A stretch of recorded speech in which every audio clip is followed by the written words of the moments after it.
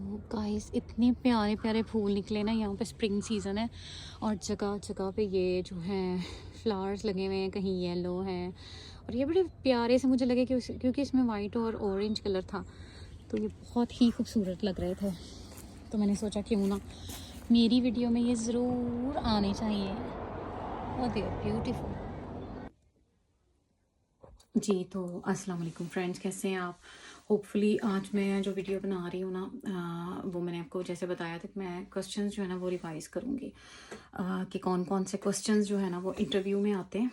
तो चलें, आज मैंने सोचा मैं आपसे ना डिस्कस कर लूँ क्योंकि बहुत दिन से मैं बिज़ी थी तो फिर ना ड्यूटीज़ की वजह से जो है वो मैं इंटरव्यू के क्वेश्चंस नहीं बना पाई ना, और ना मतलब मैं कर सकी। तो जो चलिए आइए शुरू करते हैं।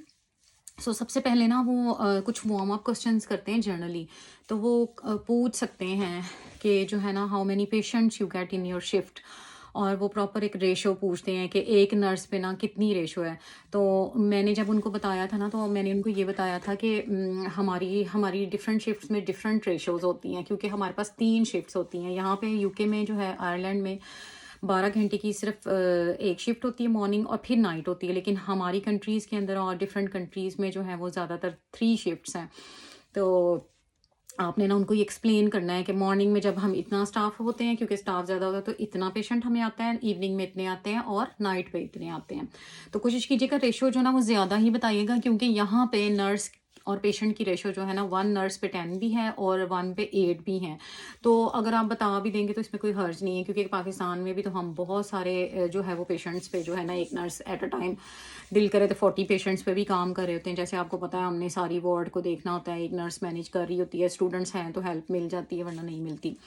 तो it would be great for you. फिर वो डेली रूटीन इन वार्ड पूछ सकते हैं कि आप मॉर्निंग क्या करते हैं, मॉर्निंग में कैसे करते हैं, और कुछ भी झूठ बोलने की ज़रूरत नहीं है। आप मतलब उनको ये बताएं जाते कि आप क्या करते हैं, हैंड ओवर कैसे स्टार्ट होता है, और हैंड ओवर थोड़ा सा बता दें कि पेशेंट के बारे में हम सारा कुछ हमें बताया जाता है, उसका हर चीज़ मतलब इनपुट आउटपुट, उसकी मेडिसिन, उसके साथ कैसा दिन गुजरा है, उसके नेक्स्ट प्लान्स क्या हैं, ये सारा कुछ आप बता सकते हैं।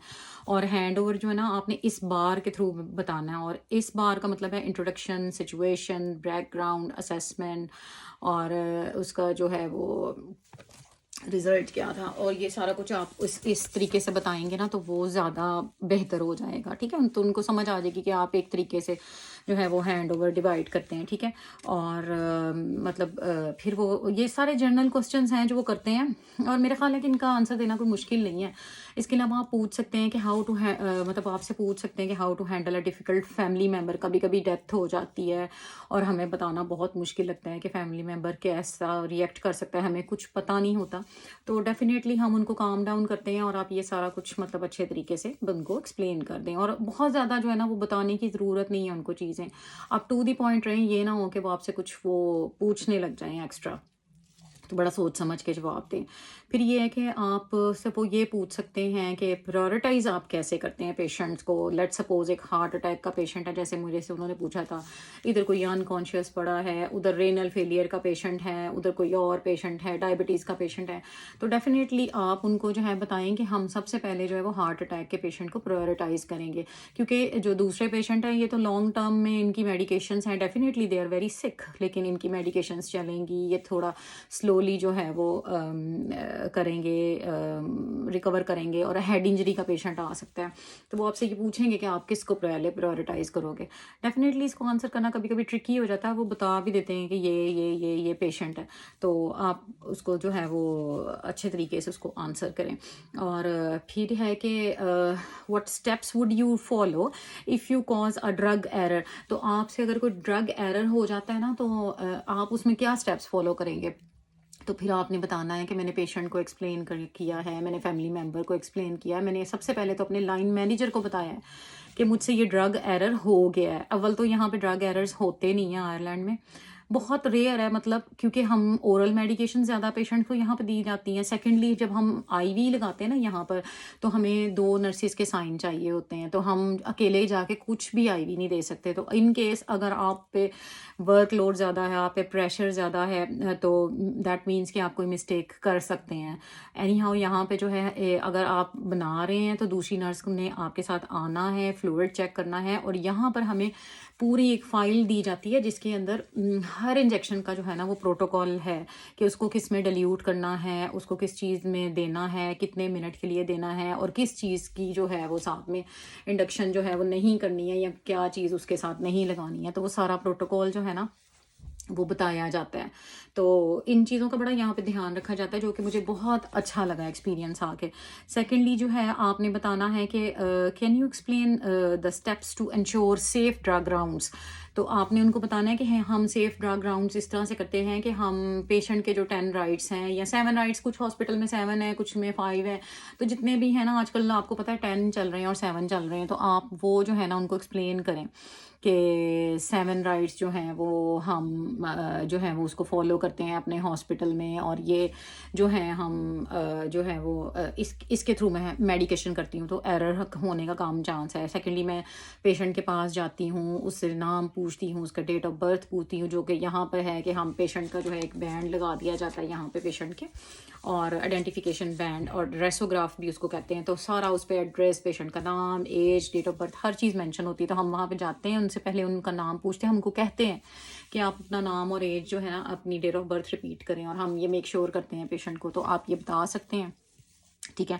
और फिर जो है ना आप उनको बताएं कि पेशेंट रिफ्यूज़ अगर कर देता है किसी ड्रग के लिए, तो डेफिनेटली हम 10 राइट्स में पढ़ते हैं कि अगर किसी ने रिफ्यूज़ कर दिया ना ड्रग के लिए, तो हम उसको कुछ भी नहीं कह सकते, क्योंकि वो पेशेंट का राइट है, ठीक है।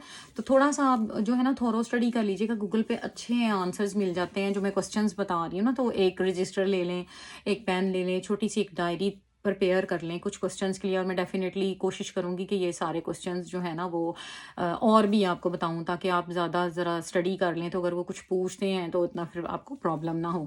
तो अगर फिर वो कहते हैं कि what might indicate that the patient has sepsis, तो सेप्सिस भैया बहुत बहुत बहुत इंपॉर्टेंट है इनके लिए, और आपने इसका बड़ा बड़ा बड़ा ध्यान रखना है, इसको बड़ा थोरो जाके स्टडी कीजिएगा अच्छे से।